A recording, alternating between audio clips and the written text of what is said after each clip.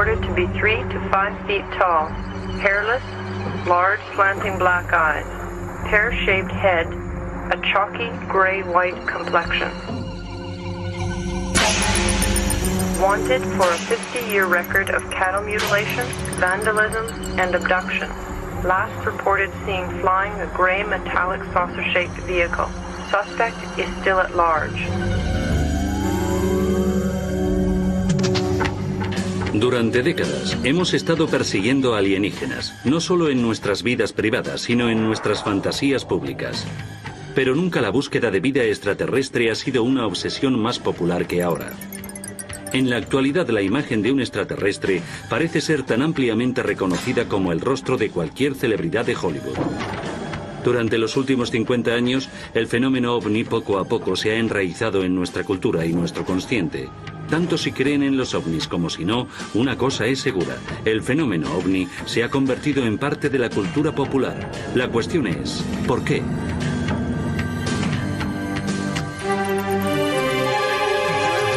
La obsesión por los alienígenas. ¿Por qué la gente quiere creer estas cosas? ¿Por qué actúan de ese modo? Hay personas serias que se toman esta idea de manera literal y lo investigan. A través de la historia, no obstante, la gente ha gravitado hacia el punto de vista mágico o mítico del mundo. Tradicionalmente, los pueblos se enfrentan a esto inventando dioses, inventando religiones. Los ovnis son otra forma de religión. Pero la cuestión no es solo por qué, es por qué ahora. El fenómeno ovni no es nuevo en este siglo. Ha sido un motivo en todas las culturas desde el alba de la civilización.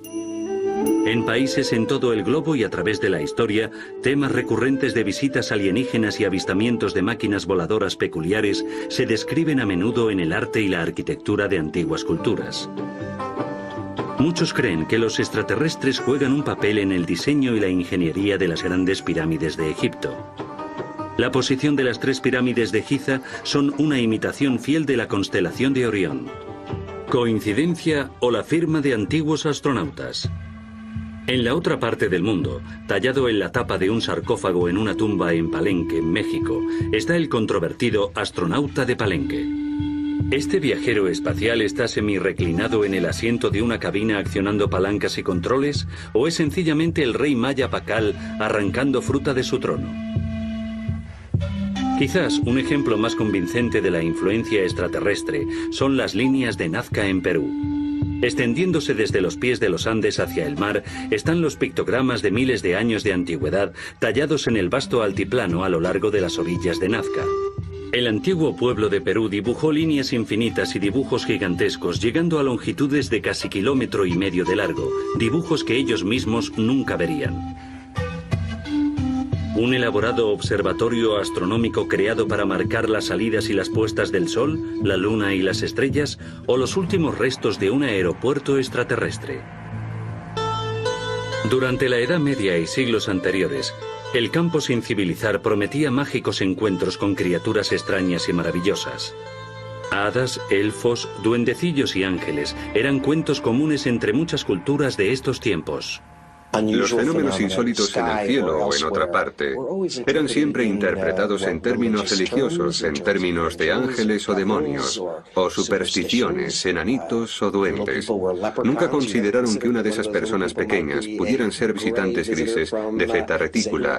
No estaba en su mentalidad. Pero ahora lo está. Los ángeles, sobre todo, tienen similitudes asombrosas con descripciones de alienígenas. Ambos vienen del cielo. Ambos son seres de luz y ambos tienen un mensaje que entregar. Lo más importante, ambos requieren fe y credulidad. Leyendas más oscuras implican pequeños demonios llamados incubos y súcubos que visitaban a la gente durante la noche para tener encuentros sexuales. ¿Cuánto se diferencia esto de los relatos modernos de abducciones alienígenas y experimentos sexuales? Incluso personas muy cultas creen de verdad que las brujas vuelan en escobas y capturan niños y se los comen y cosas así. Y algunas personas creen que estos modernos fenómenos ovni y abducciones alienígenas en particular son una manifestación de esa especie de anhelo primitivo mítico que parecemos tener. Hoy, el reino de lo extraño se ha expandido hasta los límites del espacio y los ángeles han sido reemplazados por los alienígenas. Si nos fijamos en los años 1890, Carl Jung dijo que la gente hablaba de ángeles entonces, y él los llamó ángeles tecnológicos. Y tenía mucha razón, porque funcionan como lo hacen los ángeles. Son mensajeros, agentes de salvación, pero ahora son tecnológicos. Y esto es reforzado por la tecnología al ser tan dominante en nuestra vida. El año 1947 vio el nacimiento del fenómeno ovni moderno. El 24 de junio de 1947, Kenneth Arnold, un hombre de negocios y piloto experto, estaba volando hacia el este sobre las montañas Cascade en Washington, cuando vio una cadena de 9 objetos en forma de boomerang que él calculó llevaban una velocidad de más de 1900 kilómetros por hora. Cuando más tarde los reporteros le pidieron que describiera su vuelo, Arnold dijo: volaban como lo haría un platillo si lo deslizamos por el agua, y así se acuñó el término platillo volante. El incidente captó la imaginación de un mundo que parecía estar preparado para la idea de visitantes del espacio exterior. A las 2 semanas del avistamiento de Arnold, habían sido vistos ovnis en todos los estados, excepto Georgia y Virginia Occidental. A mediados de julio de 1947, el número de avistamientos de ovnis llegó hasta 850 solo en Estados Unidos. Tantos avistamientos preocuparon al gobierno por la sobrecarga en el sistema aéreo de alarma. El moderno fenómeno ovni había comenzado, y la primera encuesta Gallup, a la pregunta sobre platillos volantes en agosto del 47, registró un 90% de índice de conocimiento, y eso mucho tiempo antes de inventarse la videocámara. Hoy en día, con tantas cámaras, miles de ellas, millones de ellas en las manos de la gente, en los hogares de tantas naciones, estamos viendo a individuos grabando imágenes increíbles de ovnis que pueden compartir unos con otros, lo que no era posible en décadas pasadas. Los avistamientos siguen siendo el edificio fundamental del fenómeno ovni, a pesar del acuerdo de los ufólogos y los escépticos de que más o menos el 90% de los ovnis avistados resultaron ser percepciones erróneas de fenómenos comunes como aviones, estrellas, planetas o aves. El otro 10%, en ausencia de toda evidencia, sigue sin explicación. Hay muy poca, de hecho. No hay evidencia convincente de identificaciones de ovnis como naves alienígenas y, por supuesto, eso es lo que ha hecho la cultura popular. Y ovni se ha convertido en sinónimo de naves alienígenas y contacto alienígena con seres humanos. No es que la evidencia parezca ser un problema. El 48% cree que los ovnis son reales y todavía otro 45% cree que los alienígenas lo han hecho o están visitando la Tierra hoy día. Tuve un incidente personal en 1987 con mis 2 hijos de un avistamiento de luz desde mi casa que era muy claro y directo. Era tan claro como un camión en la calle y no sabía qué era esa nave. Pero era un disco redondo que se aproximaba a nuestra casa. Mi amiga y yo estábamos sentadas fuera tomando café cuando de pronto ella miró hacia arriba y dijo: mira, ¿qué hay allí? ¿Qué es eso? Y yo dije: Dios mío, es un platillo volante. Un objeto me siguió desde las puertas de Fort Erie, casi hasta la planta Ford. Y si yo reducía velocidad, él también lo hacía. Y si yo aceleraba, él aceleraba. Era grande, muy grande, y volaba muy bajo, totalmente silencioso. Las luces eran muy brillantes. Tenía 3 luces a un lado. Parecían del color azulado de las luces de vapor de mercurio, solo que aún más brillantes. ¿Qué razón tendría una nave espacial alienígena viajando, por ejemplo, cientos de trillones de kilómetros para llegar a la Tierra desde el sistema estelar más cercano, mucho menos desde un sistema estelar significativamente lejano en la galaxia? ¿Qué razón tendría para venir hasta aquí, sin requerir luces de navegación ni luces de propulsión para, de repente, entrar en nuestra atmósfera y encender bancos de luces rojas y verdes y emitir luces naranjas y planear sobre Ottawa durante 6 horas? Esto solía ser constante. La mayoría de la gente creía en los ovnis, pero casi todos pensaban que los demás no, y eso afectaba sus acciones. Allá en el 61 no se mencionaba muy a menudo, porque nadie, ni mi propio marido ni siquiera me creyó. ¿No me creyó? Pero hoy puedo hablar de ello. Por aquellos tiempos no se lo decías a muchas personas, porque te miraban y pensaban que estabas loco. Ahora la gente sabe que puede hablar, es seguro, no pasa nada, no se ríen de ti. Tras el avistamiento de Arnold en 1947, el fenómeno ovni creció cada vez más sofisticado. Pronto los avistamientos ya no fueron suficientes para apoyar la creciente creencia en los ovnis. En los 50 se formaron grupos conocidos como los contactados. Llevaron los avistamientos de ovnis al siguiente escalón, afirmando que no solo habían visto ovnis, sino que de hecho habían conocido a sus ocupantes. Los contactados allá en los 50 iban a reunirse todos y a subir a Venus con guapos venusianos y a salvar al mundo diciéndoles a todos, basta de probar armas nucleares. No es extraño que los contactados tuvieran seguidores en un tiempo en el que muchas personas creían que la guerra nuclear con Rusia era inevitable. Los 60 vieron las experiencias de los contactados reemplazadas por los escalofriantes relatos de los abducidos. En un típico escenario de abducción, el abducido, contra su voluntad, salía flotando de un coche o de su cama a una nave espacial, donde se le sometía entonces a dolorosos exámenes. Luego se devolvía al abducido al mismo lugar donde se le había capturado y dejado con una sensación de tiempo perdido y solo unos vagos recuerdos de lo que había tenido lugar. Me llevaron a bordo de una nave y me encontré sobre una mesa y experimentaron conmigo como si estuviera en un laboratorio. Y perdí 2 horas de mi vida hasta que regresé 8 meses más tarde. Creo que hay fenómenos psicológicos que tienen un papel en la creación de este tipo de experiencias o relatos de experiencias. Personas que, por lo general, han sido desviadas de los centros de poder de la cultura. Personas que no tienen mucho dinero ni posición social. A menudo, un número desproporcionado de mujeres. Es significativo que el 75% de los informes de personas abducidas sean de mujeres. En los años 70, la gente no dejó de informar sobre avistamientos de ovnis, ya que las abducciones habían captado su atención. La presunta abducción en 1975 de Travis Walton en Arizona captó la atención mundial. Y ya en 1987 el libro de Whitley Strieber, Comunión, sobre la propia abducción del autor, se convirtió en un bestseller internacional. Hoy en Estados Unidos, 3,7 millones de hombres, mujeres y niños afirman haber sido o seguir siendo abducidos. En los años 70, las personas no fueron las únicas víctimas de presuntas abducciones. De pronto, cientos de animales mutilados, la mayoría ganado, se encontraron misteriosamente muertos en todo Estados Unidos, desde Minnesota a California. El ganado se encontraba en ocasiones, quizá algo más que en ocasiones, en los campos, cerca de una carretera con varias incisiones y órganos extirpados. Y la tradición local. La tradición de los ovnis sugiere que los alienígenas podían estar extirpando estos órganos para quién sabe qué. Quizá experimentos genéticos, quizás otras cosas.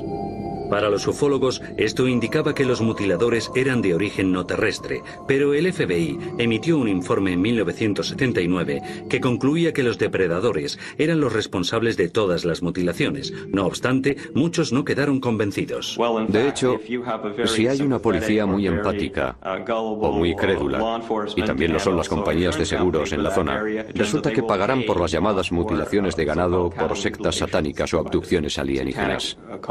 Por eso creo que esa idea que desde que apareció pasó rápidamente a través de las fronteras de condado a condado, realmente indica que es probable que no tenga influencias alienígenas.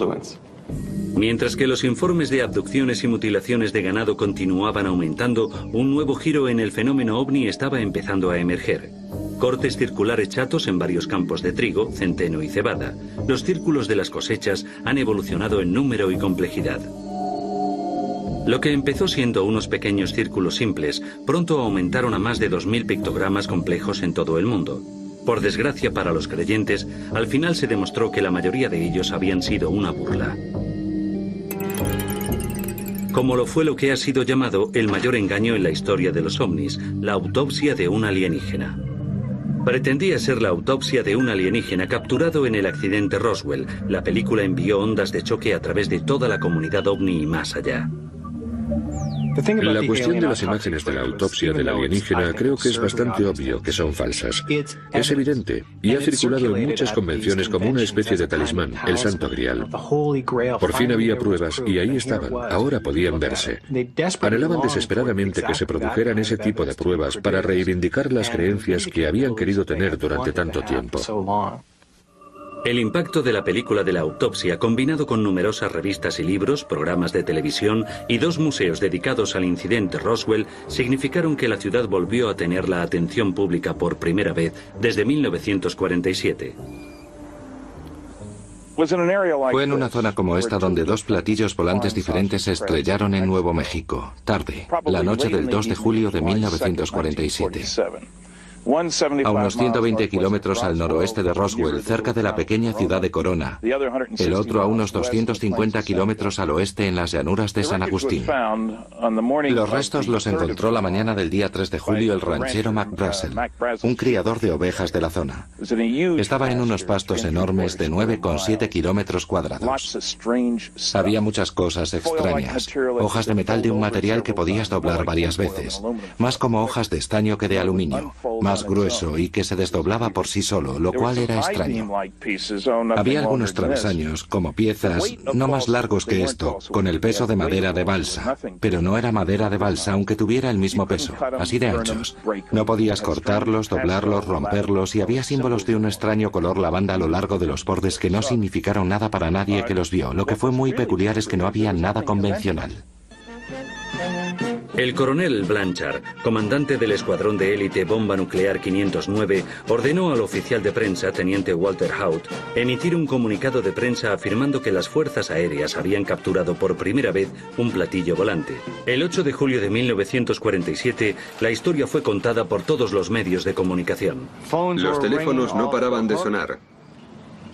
Creo que el primero que contesté fue una llamada de Inglaterra y la sabía de todo el mundo.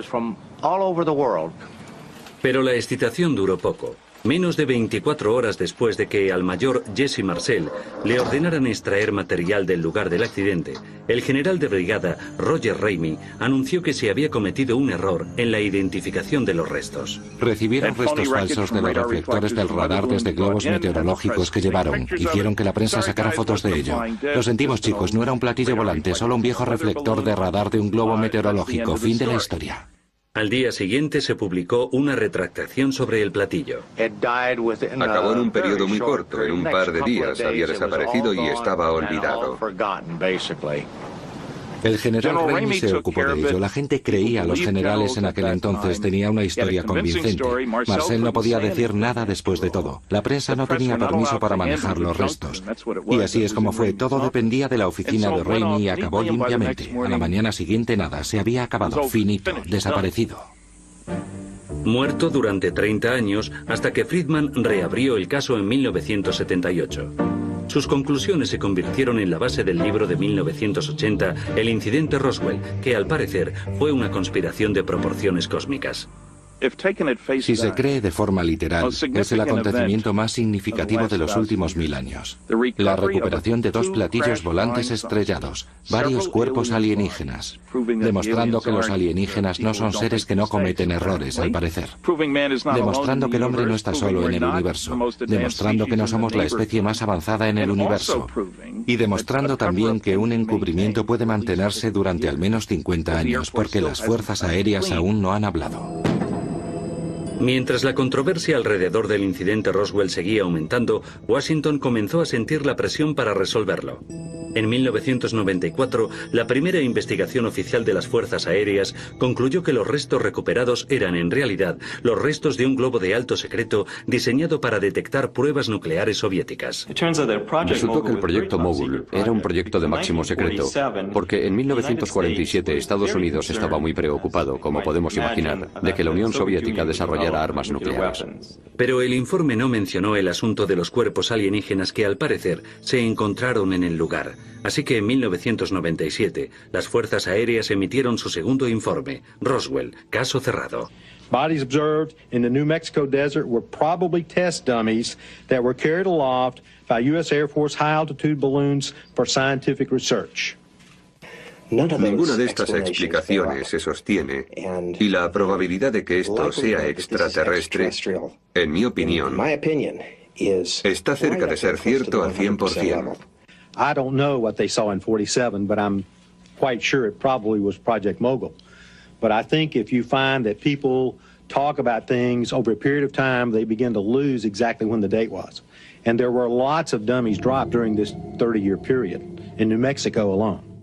Esa última idea de maniquíes lanzados, estrellados, 6 años después del acontecimiento, es tan absurda como la que más. Es risible, no es una conspiración seria.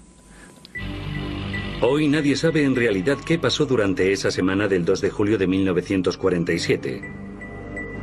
Lo único cierto es que el incidente Roswell se ha convertido en el caso más examinado y debatido en la historia de los ovnis. El resultado es que hoy la gente en todo el mundo occidental sabe lo que Roswell significa.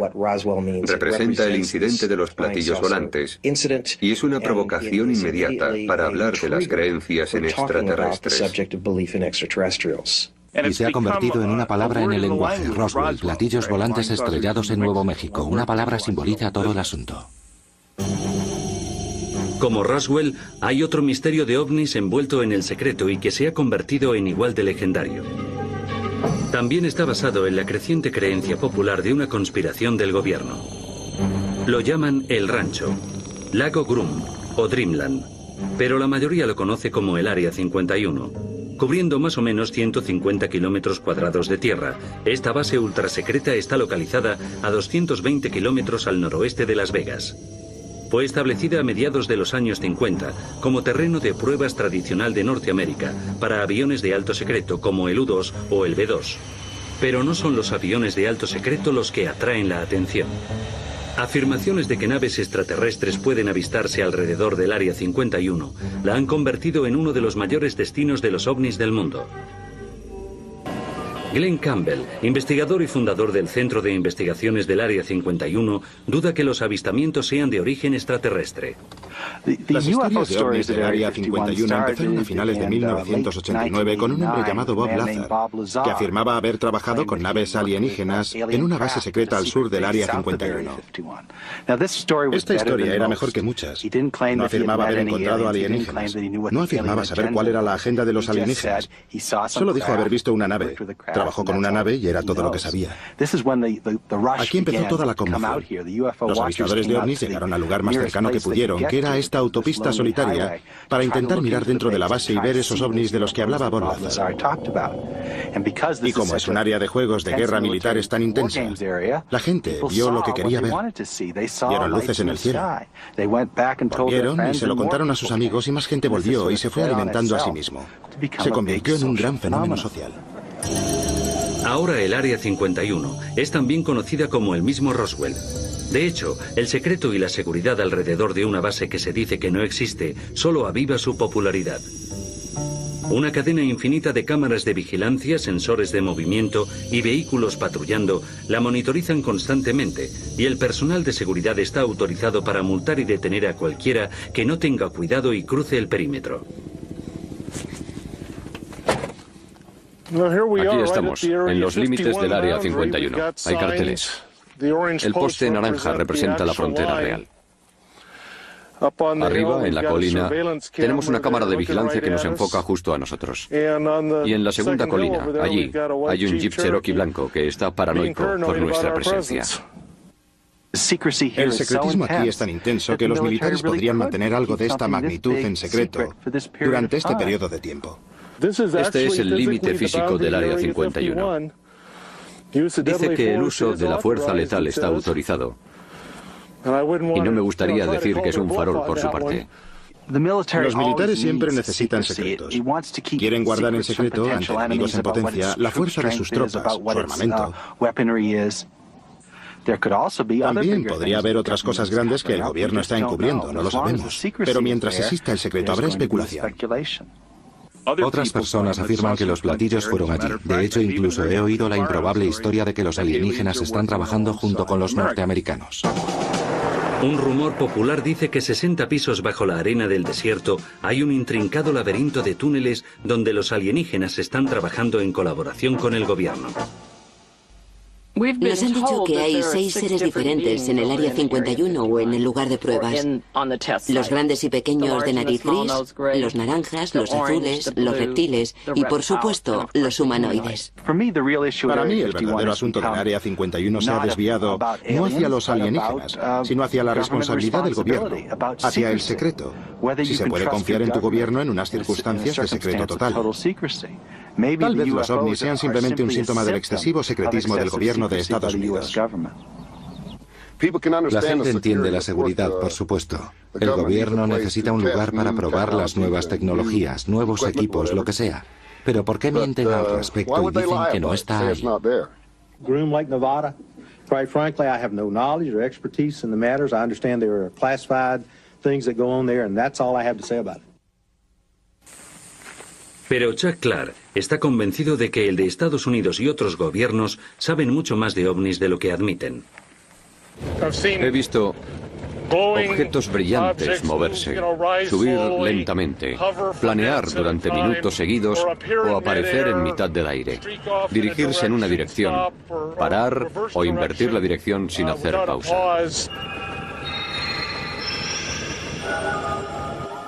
Lo que la gente no entiende es que Rachel está emplazada debajo del área de ejercicios de guerra más intensos del mundo.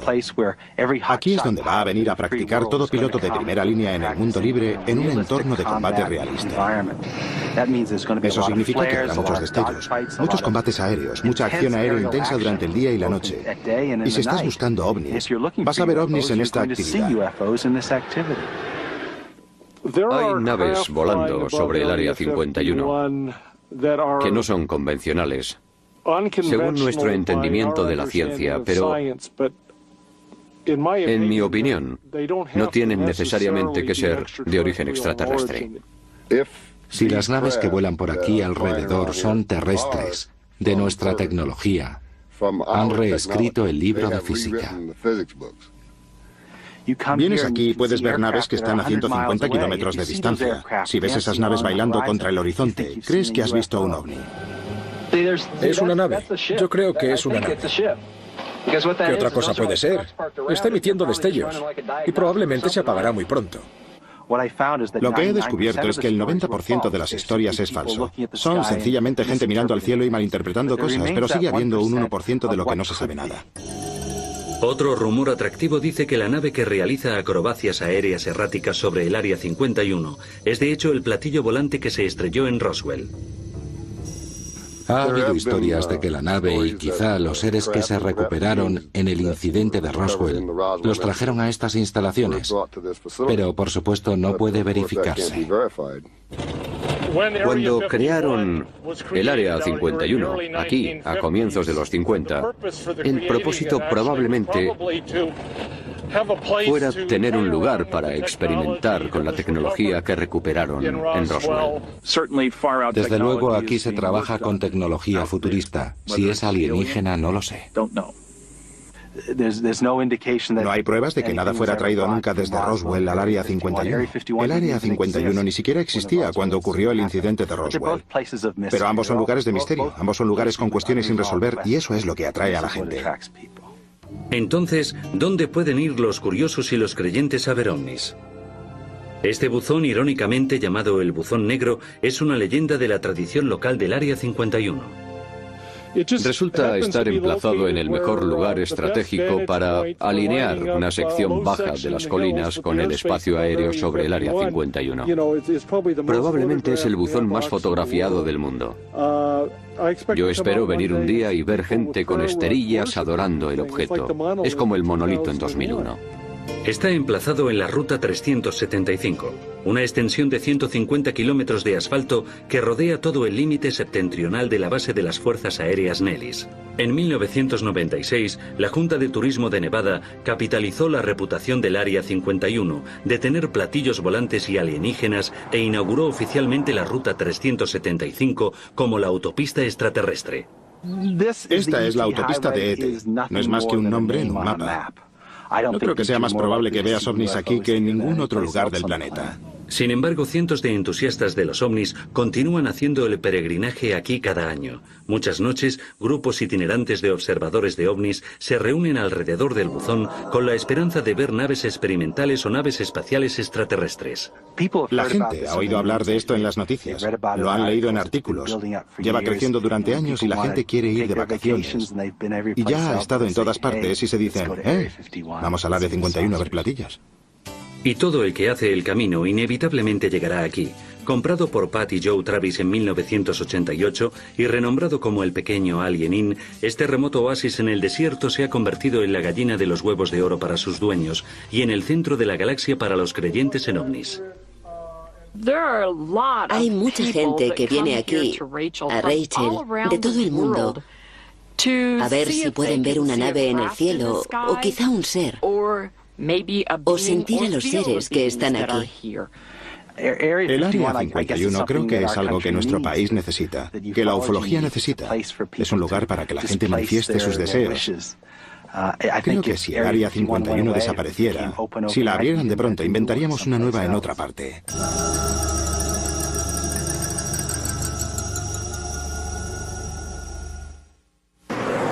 Nada ha alimentado y sostenido la obsesión por los ovnis con más fuerza que la máquina de sueños llamada Hollywood.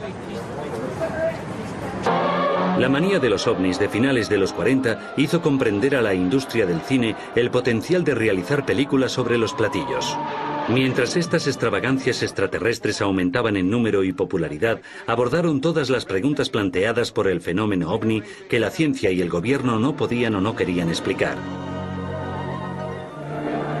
El gobierno y los científicos, por supuesto, siempre se han enfrentado por este asunto de un modo muy cauteloso, paso a paso, nunca dando grandes saltos, limitando sus presunciones y, desde luego, protegiendo su tranquilidad doméstica, sin abrumarnos con información que podría escandalizarnos o transformar nuestra civilización de la noche a la mañana. Hollywood nunca ha mostrado tal contención. Como todavía había misterios y preguntas sin responder, la fascinación por los fenómenos ovni podía mantenerse. Estas películas van derechas al centro de algo que es filosófico en todos nosotros, porque nos da respuestas de dónde encajamos en el gran diseño de las cosas, como podría ser la vida en el universo. Y en ese sentido satisfacen un anhelo que, a cierto nivel, es casi un anhelo religioso, creando un nuevo mito para nuestra época. Pero por otra parte, podrían estar dándonos un destello de algo que podría ser muy real. Mike Orlando, dueño de una tienda de recuerdos de películas en Toronto, entiende por qué a la gente le gustan los ovnis y las películas de alienígenas. Visualmente son espectaculares. Eso les gusta. Hay mucha acción. Pero a veces plantean ciertos problemas que tenemos en nuestra vida, en nuestra propia cultura.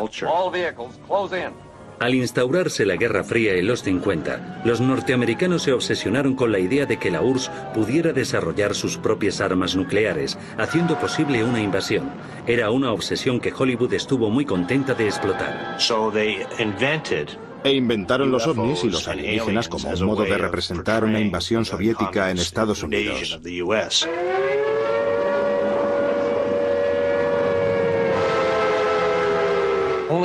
Solo 3 o 4 películas tratan de meras formas de vida de otros planetas. La mayoría trataban de enfrentarse a una invasión comunista.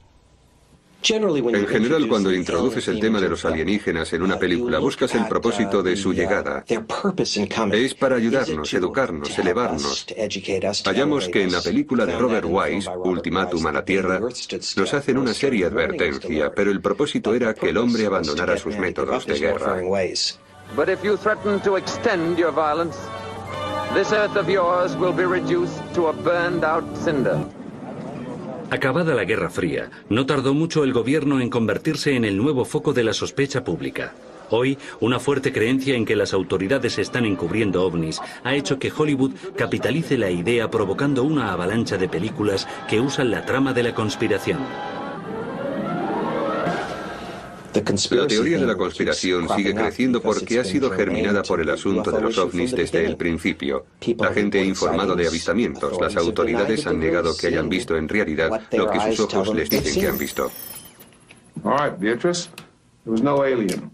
Flash of light you saw in the sky was not a UFO. Swamp gas from a weather balloon was trapped in a thermal pocket and refracted the light from Venus. En la película Hombres de Negro, desde luego, se ve ese mensaje. La gente no puede saber, no pueden decírselo. Sorry.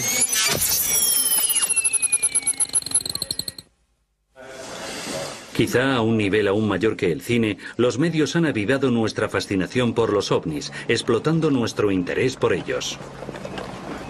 El interés ha estado siempre ahí. ¿Qué tiene que decir un científico en un asunto tan polémico? ¿Qué ha cambiado? Y lo que ha cambiado es la percepción de los medios del interés del público. Ha habido una escalada masiva de películas y vídeos que están dramatizando o aportando información documental sobre ovnis al público. Se ve por todas partes. Ha habido una verdadera explosión en los medios. Con la explosión de los dramas en las mejores franjas de horario que se complacen en lo paranormal, y sobre todo en los ovnis y abducciones alienígenas, la gente ya no puede distinguir la realidad de la fantasía, porque han inundado la cultura popular con visiones de imágenes de naves y de abducciones alienígenas. Se escribe un guión sobre una experiencia de abducción. El guión se filma y se retransmite. Entonces, ese programa se convierte en parte del material que reúne la cultura y la realimenta. Vas a reuniones de abducidos y describen experiencias que has visto en la televisión. Viste ese episodio y te están contando que lo han vivido.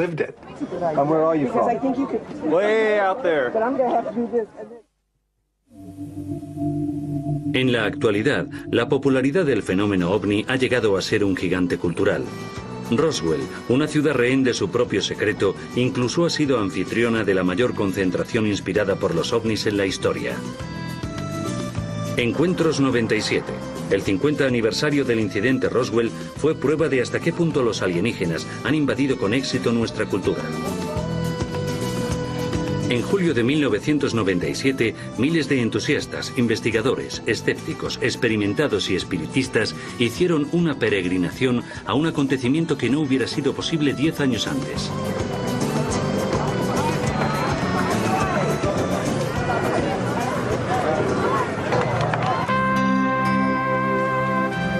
El Centro de Investigación y Museo de OVNIs Internacional se fundó en 1991. Lo dirige Dion Crosby, que ha presenciado de cerca la explosión de la popularidad del fenómeno en años recientes. El año pasado, por estas fechas, en el museo había 300 personas. Nuestro primer día con 300 personas. Este año están viniendo 1.500, 1.800, 2.200 personas al día. En el fin de semana, Encuentros 97 aumentó en cerca de 50.000 personas la población de la ciudad, doblándola.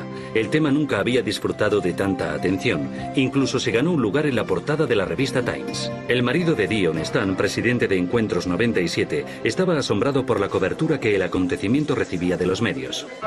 Además de salir en la portada del Times, tuvimos medios de todo el mundo cubriendo el evento. Al final teníamos más de 300 organizaciones nuevas. De sitios tales como Suecia, Noruega, Dinamarca, Corea, Japón, Sudamérica, México. Vemos aquí a gente de todo tipo. Si miras alrededor, ves lo más extraño y extravagante. Hola, amigos. Hola, amigos. Somos Darwin y Zarle Banfis. Hemos venido de Aurora, Texas. Somos residentes de Nuevo México, pero solo llevamos aquí 50 años. Unos 50 años. Sobre todo vemos familias muy normales, norteamericanos medios y ordinarios, y mucha gente de todo el mundo. ¿Vienes del 2047? Oh, vaya. ¿Y qué te parece estar en este año? Aquí se ven las cosas más extrañas. Ahora somos creyentes.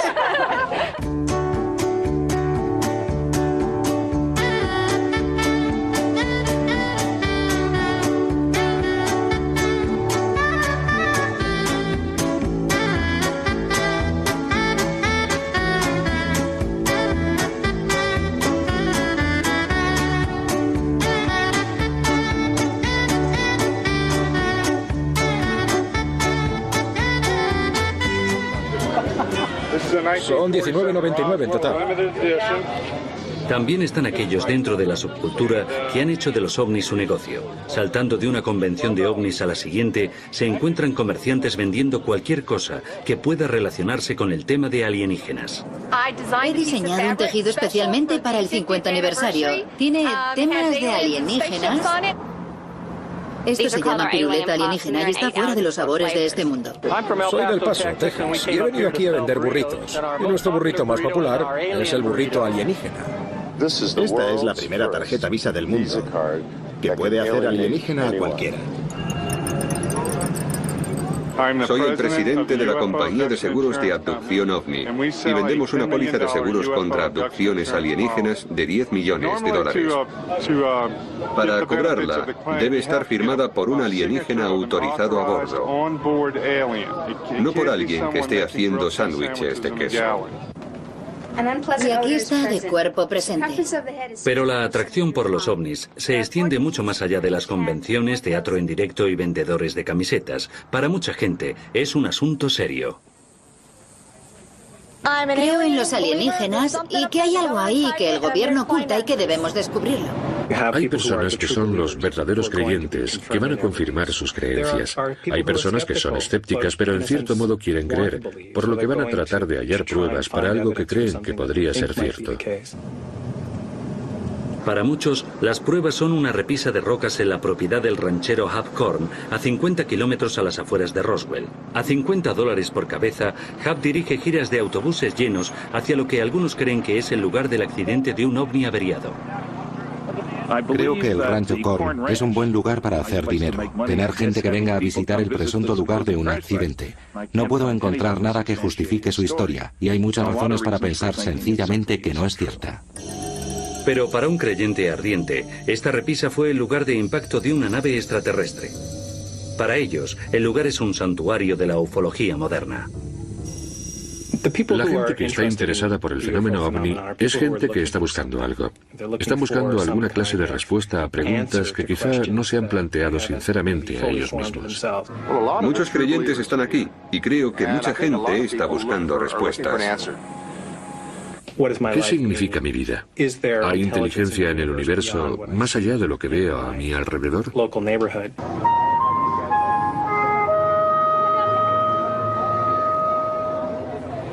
Creo que mucha gente en el mundo cree que no estamos solos y yo, personalmente, lo que es cierto, creo que es un poco arrogante pensar que somos los únicos en todo el universo, los únicos seres. Eso forma parte de la fascinación.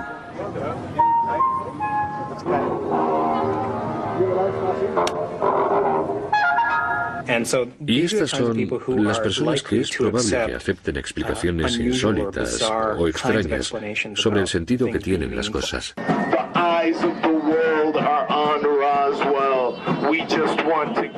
En la actualidad, una beta aún más excéntrica y extrema de la subcultura de los ovnis son las personas que afirman ser extraterrestres. Somos pleyadianos, de la constelación de las Pléyades. Yo soy la madre y este es mi hijo. Soy el embajador Merlín de la estrella Alpha Duconis, embajador en Estados Unidos.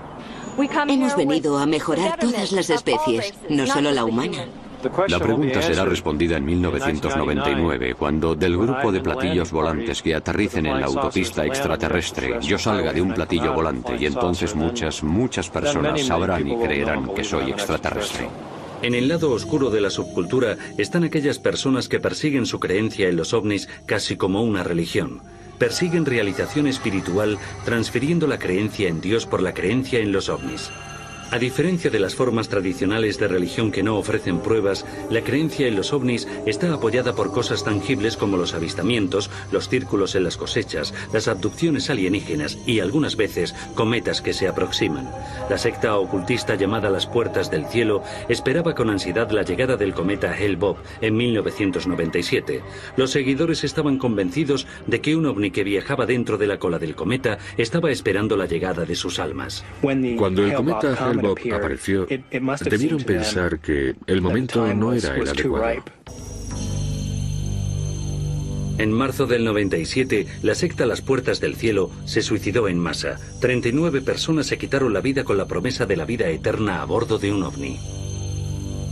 Una de las razones por las que a Marshall Hepworth le interesaba que sus creyentes cometieran suicidio en ese momento era precisamente porque le preocupaba la falta de confirmación. Si lo dejas ir demasiado o te atienes a un acontecimiento con unas fechas en particular y no sucede, toda la estructura de tus creencias, tu visión del mundo, se derrumba. Para algunos, la idea de que la experiencia de los ovnis puede ser una nueva religión es extraña.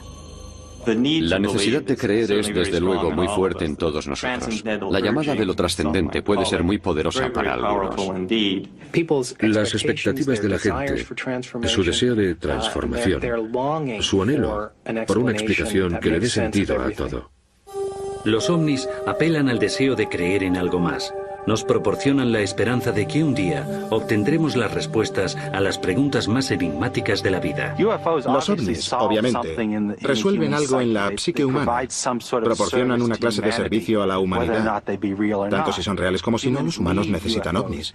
Una necesidad de pertenencia, una necesidad de consuelo, una necesidad de salvación. El anhelo de que el mundo tenga sentido para ti, cualquiera puede identificarse con eso. Es necesario, creo yo, en este momento de la historia, mirar hacia adelante. Por consuelo trascendental, podríamos decir.